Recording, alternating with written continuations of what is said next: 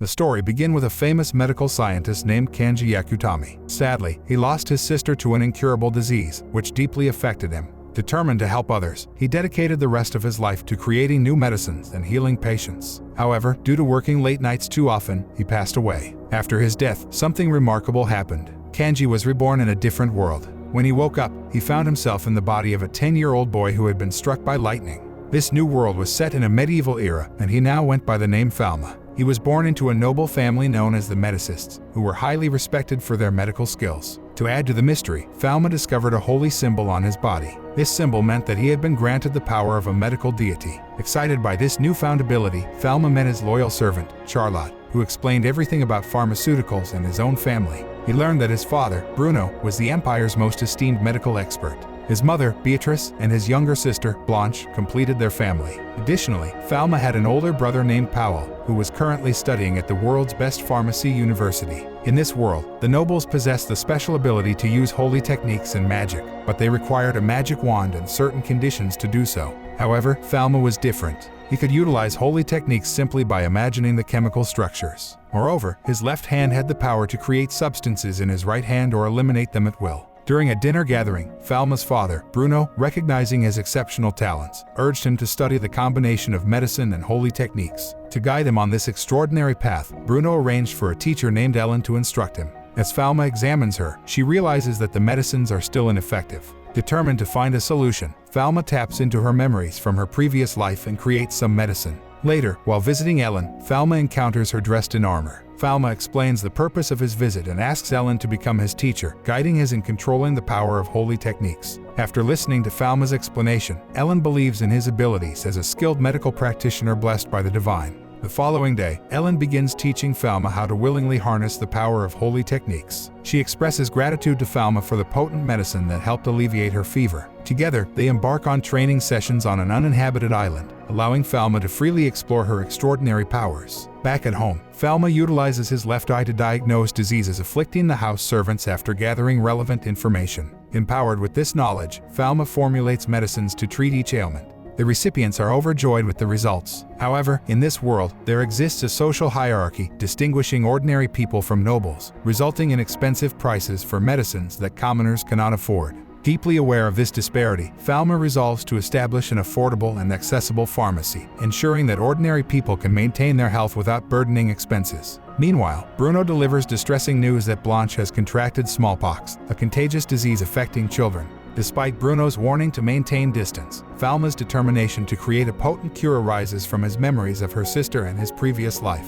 After Blanche fully recovers, Bruno and Falma receive a summons from Queen Elizabeth, who resides in the Empire. The Queen is suffering from a severe lung disease that all attempts to heal have failed. Desperate and resigned to her fate, the Queen is provided with medication to ease her pain and prepare for her impending passing. Distressed by the situation, Falma expresses her desire to heal Queen Elizabeth. He uses his eye's unique power to examine the Queen's disease and discovers it to be tuberculosis. Offering a glimmer of hope, Falma convinces the dying Queen to allow her to directly administer a cure, despite the skepticism of the court, who find it unconventional for a boy to treat the Queen. However, while Falma is at home preparing the medicine with utmost care, Bruno bursts into the room, suspicious of Falma's actions. This leads to a confrontation between them. Witnessing the holy symbol of unlimited power on Falma, Bruno is astonished, realizing that his son has been bestowed a gift from the divine realm.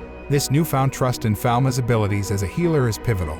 Once the medicine is ready, Falma presents it to Elizabeth. Falma also demonstrates the bacteria responsible for tuberculosis, leaving everyone astonished by her vast knowledge. Elizabeth agrees to take the medicine continuously for 6 months, with Falma personally overseeing her treatment after the first 3 months. As a result of Falma's medicine, Elizabeth's condition improves significantly. However, Falma cautions her to remain vigilant as there is no foolproof cure, and mortality is an inevitable part of being human. Elizabeth expresses her happiness and amazement at Falma's words. Eventually, she fully recovers and prepares a special gift for Bruno and Falma to honor their remarkable achievement in healing her. Bruno receives a piece of land named Marcia, covered with medicinal plants. Meanwhile, Falma, who was once underestimated, now gains recognition and respect from the people, occupying a higher position in society. Falma becomes a prominent medical expert in the empire, and Queen Elizabeth grants her permission to open a pharmacy in the capital city. The following day, an enthusiastic group of skilled laborers gathers to discuss and plan the construction of Falma's pharmacy, ensuring it is built as quickly as possible.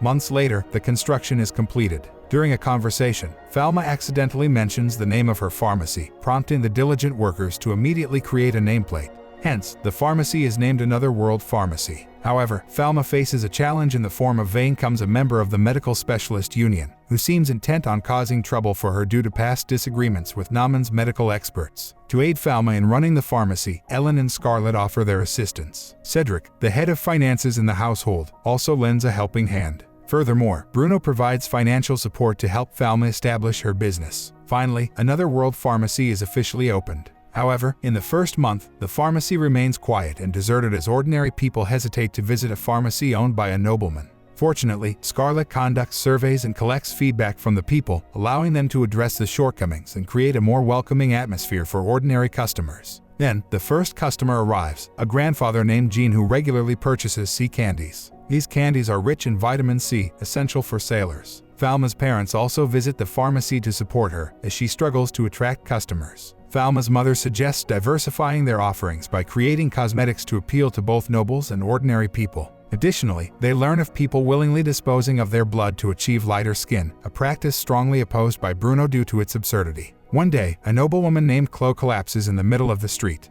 After Falma examines her, she discovers that Chloe has been excessively discarding her blood in pursuit of albino-like skin, driven by the preference of her desired partner. Falma advises Chloe to cease this harmful practice, but Chloe remains determined to achieve her desired complexion. Recognizing the need to provide a safer alternative, Falma formulates a foundation and a whitening cream using safe ingredients. After a week, Falma presents the cosmetics to Chloe, who is delighted with the lighter and healthier appearance of her skin. As a result, customers begin flocking to Falma's pharmacy. Ordinary people and noblewomen alike appreciate the cosmetic products. Since Falma's supplies are limited, worker Chloe proposes a partnership to establish a second branch dedicated to producing cosmetics. With the expansion, Falma's business flourishes. One day, Falma and his family visit Marquare City, where they enjoy the picturesque beach view. Scarlett and Blanche joyfully play together. Meanwhile, Falma reminisces about her promise to play on the beach with her sister in her previous life, which was tragically cut short when her sister fell ill. Suddenly, Blanche is swept away by a wave and carried further from the shore. Falma quickly jumps into the sea to seek safety from the strong waves and uses his ability to make water disappear, instantly creating an empty area. Meanwhile, Ellen becomes quiet as she witnesses Falma's overwhelming power. Blanche can be saved, but Scarlett is extremely terrified and trembling. It turns out Scarlett is not afraid of Falma, but she couldn't save her boss. Fortunately, Falma comforts Scarlett, and she regains her enthusiasm. On the other side, the priests receive information about a boy without a shadow who can make seeds disappear without a staff. They mistakenly believe Falma is a demonic monster and immediately send troops to capture him. In the morning, a horse cart filled with soil unexpectedly crashes into the pharmacy. Bruno, wanting to investigate, immediately warns Falma to be careful. Meanwhile, the pharmacy becomes dirty and muddy. Grandfather Jean comes to help clean Falma's pharmacy, and even ordinary people join in to assist with the mud cleanup. A woman asks for Falma's help in examining her father, who suddenly passed out. Falma promptly goes to assist, but it turns out to be a trap to isolate Falma so the priests can surround him. One of the priests introduces himself as Solomon, the great temple judge. Solomon mistakenly believes Falma is a malevolent spirit and demands his immediate sealing, but the seal disappears right away. Falma tries to make peace with them, but they persist in their desire to kill him. As a result, Falma reveals his true power, causing them to become quiet as they witness his strong aura and the holy sign of the medical god. Then Solomon apologizes and believes that Falma is a medical god. He wants to redeem himself by sacrificing his own life. Fortunately, Falma intervenes and makes the knife disappear, but Solomon sustains a severe foot injury from falling off his horse during the examination. It turns out Falma has to perform surgery to heal him, but Falma has no prior surgical experience. Meanwhile, if the surgery is not performed, Solomon will die. Falma has no choice but to perform the surgery alone. Fortunately, the surgery goes well, and Solomon's life is successfully saved. The priests kneel down immediately as a sign of gratitude. Months later, Solomon fully recovers. Solomon's position rises from being a temple judge to becoming the chief of the empire's priests. He does this to serve Falma wholeheartedly. Solomon also brings a treasure from the temple, the staff of the medical god, which only Falma can use. Others are unable to touch it. Before leaving, Solomon gives Falma a pendant to activate the holy power. As a result, Falma regains his shadow and desires to form a union where ordinary medical experts can join to spread his healing methods. However, it is revealed that Vane is the mastermind behind the cart horse incident.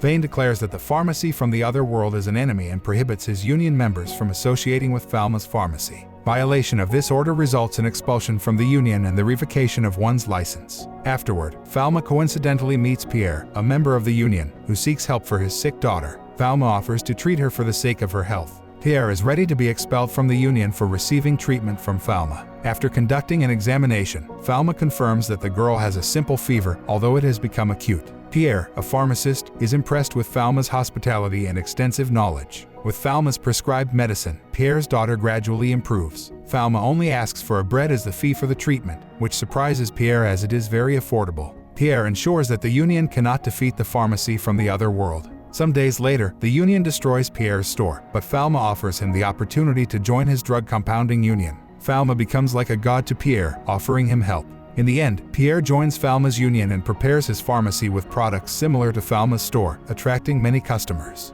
Bruno has a dream about his past involving a perverted medical expert named Kamis, who was a misguided genius due to unethical human experiments. The next day, Bruno receives a letter from Paul, a farmer's older brother. Paul informs Bruno about an upcoming fair in the Empire's capital city, where merchants from around the world will gather. However, Paul also warns about a deadly and contagious plague in the Netherlands. They must be cautious as ships from the Netherlands will participate in the fair. The victims of the plague suffer from rapid death and their skin turns pitch black. Falma confirms that it is the bubonic plague or Black Death plague after examining the samples. In the 14th century, Earth experienced the devastating Black Death plague, which resulted in the deaths of approximately 200 million people over 7 years. Falma becomes terrified upon realizing the malignancy of the Black Death, which has now appeared in their world. To prevent the spread of the Black Death, Falma instructs his pharmacist to set up a quarantine in the harbor. Falma and Bruno immediately inform Elizabeth about the Black Death and advise her to tighten security measures to prevent its spread. Pierre will lead the pharmacists at the harbor, while Solomon will guard the capital city.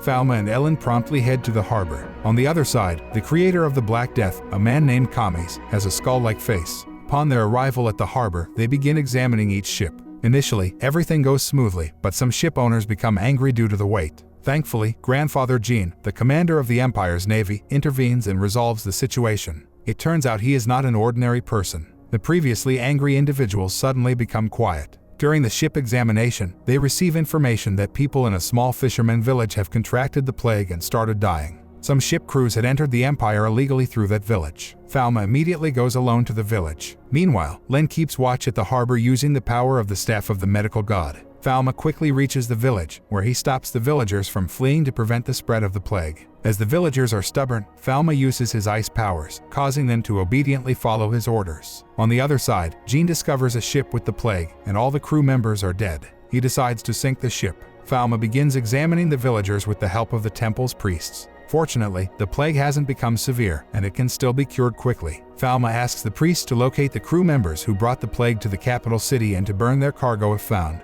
Meanwhile, Bruno meets a woman named Louise Casper and asks her for a substance that can be used to create an effective medicine for the Black Death. She had discovered the substance years ago, allowing them to develop the newest medicine for the plague. Falma completes his task in the village and immediately sets out to find the ship's crew. The priests have already apprehended some of them. They explain that a cart carrying 6 squirrels arrived from an island that had the plague. 5 holy knights are guarding the cart. Falma realizes that there is a mastermind behind the plan to spread the plague in the Empire. After hearing this information, Elizabeth orders increased security measures at each gate of the capital city to prevent the intruders from spreading the disease. The next day, Pierre receives a sample from the capital city's gate and is surprised to find that it is infected with the Black Death. They hurry there, but the Holy Knights have already unleashed their attacks. The squirrels are released, spreading throughout the entire city. Upon seeing the squirrel, Pierre immediately rings the emergency bell. The sound of the death bell terrifies everyone. Bruno explains to Elizabeth that the mastermind behind the plague might be a medical expert named Kamis. They were once friends, but Kamis turned evil and became consumed by madness, eventually being expelled from the Empire. On the other side, the 5 holy knights are fighting against the priests. Fortunately, Solomon arrives and easily defeats the knights. Falma reaches the capital city, ensuring that some people have been infected by the Black Death through the flying squirrels. Bruno encounters the knights and learns that Kamis had ordered them. They explain that Kamis had been possessed by an evil spirit.